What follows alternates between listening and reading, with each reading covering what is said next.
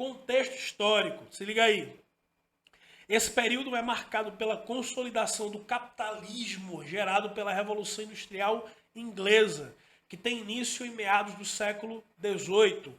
Com isso, torna-se visível a exploração do trabalho humano, ao mesmo tempo que se vislumbra o avanço tecnológico e científico. Foi no final do século XVIII, inclusive, que Freud começou a ser Freud. Nesse momento são realizadas diversas descobertas.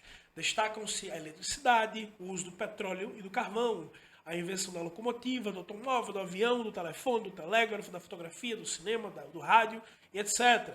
As máquinas substituem a força humana e a ideia de progresso é disseminada em todas as sociedades do mundo. Por conseguinte, o século XIX reflete a consolidação desses processos e as convicções ancoradas no progresso tecnocientífico. Já no século XX, o panorama começa a mudar, refletindo numa era de incertezas, contradições e dúvidas geradas pelos resultados inesperados desses avanços tecnológicos, industriais, econômicos, sociais. Parece que os dias de hoje, acontecimentos desse século foram essenciais para formular uma nova visão do ser humano. Merece destaque as guerras mundiais, o nazismo, a bomba atômica, a Guerra Fria, a corrida armamentista, o aumento das desigualdades sociais e a degradação do meio ambiente. Assim, a filosofia contemporânea reflete sobre muitas questões, sendo que a mais relevante é a crise do homem contemporâneo. E convenhamos, nos dias de hoje, o que nós, enquanto filósofos contemporâneos, pensadores, né, contemporâneos, o que nós, enquanto geradores de conteúdo, o que nós, enquanto profissionais de comportamento humano, o que nós, enquanto pessoas que criam um movimento, né, através do conhecimento das redes sociais e etc., lidamos exatamente com o processo de reflexão, tomada de consciência, amadurecimento acerca da crise do homem moderno. O nosso trabalho é auxiliar o homem moderno a lidar com a sua crise existencial. E se a gente olha lá para o século XIX, início do século XX, a crise do homem estava ligada à bomba atômica, corrida armamentista, guerra mundial, desigualdade social, a substituição, né, dos homens no processo industrial por máquina. Qual é a crise do homem contemporâneo? Ele não respondeu minha mensagem. Qual é a crise do homem contemporâneo? Eu sou mais importante do que qualquer coisa. Qual é a crise do homem contemporâneo? Eu perdi o Big Brother ontem. Qual é a crise do homem contemporâneo? Eu estou sozinho. Como é que eu faço para demonstrar interesse por não sei quem? Qual é a crise do homem contemporâneo? Eu estou num relacionamento muito bom para ser verdade. E qual é o nosso papel? Ajudar ele a se instalar na realidade através do pensamento filosófico.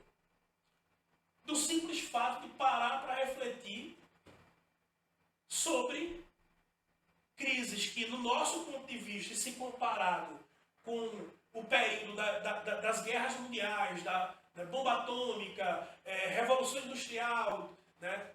Se compararmos as crises do homem contemporâneo do século XIX e do século XX para a crise do homem contemporâneo de hoje, a gente simplesmente desiste da humanidade. Mas continua sendo crise. Por quê? Porque as mudanças sociais foram levando essas pessoas de hoje a hiperproblematizar coisas pequenas. E essa hiperproblematização de coisas pequenas geram crise, que geram angústia, que geram adoecimento e, consequentemente, a necessidade de terapia. E pior, qual é a principal crise do homem atual, do ser humano atual? Ele tem essa hipervalorização de problemas pequenos, ele sofre com isso, mas ele não quer ajuda para resolver. E é por isso que você precisa estar atento ou atento a gerar um movimento de consciência para essas pessoas de que, por mais até ridículos que certos problemas pareçam, perdi a live de fulano, não ficou gravada, e agora?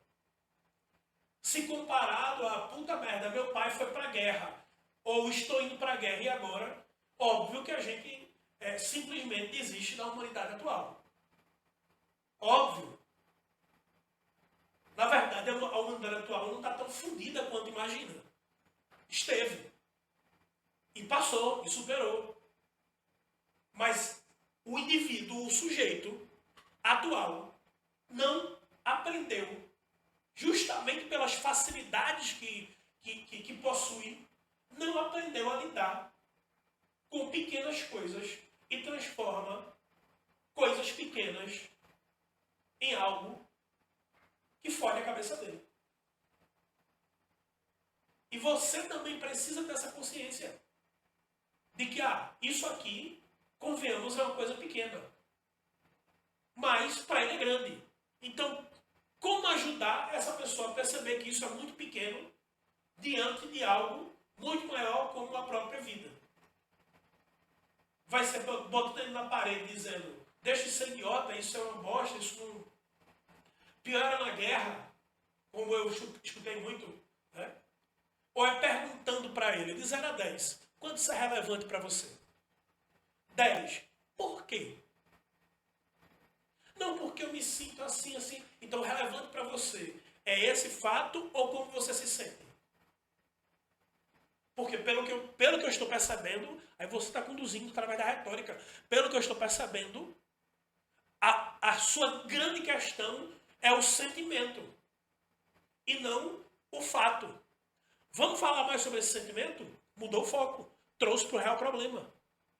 Porque o problema dele, para ele, é, sei lá, o cara que olhou feio para ele na academia. Mas o que de fato é problema é o sentimento que ele está sentindo. E é aí onde você entra. Acordou? Bora continuar.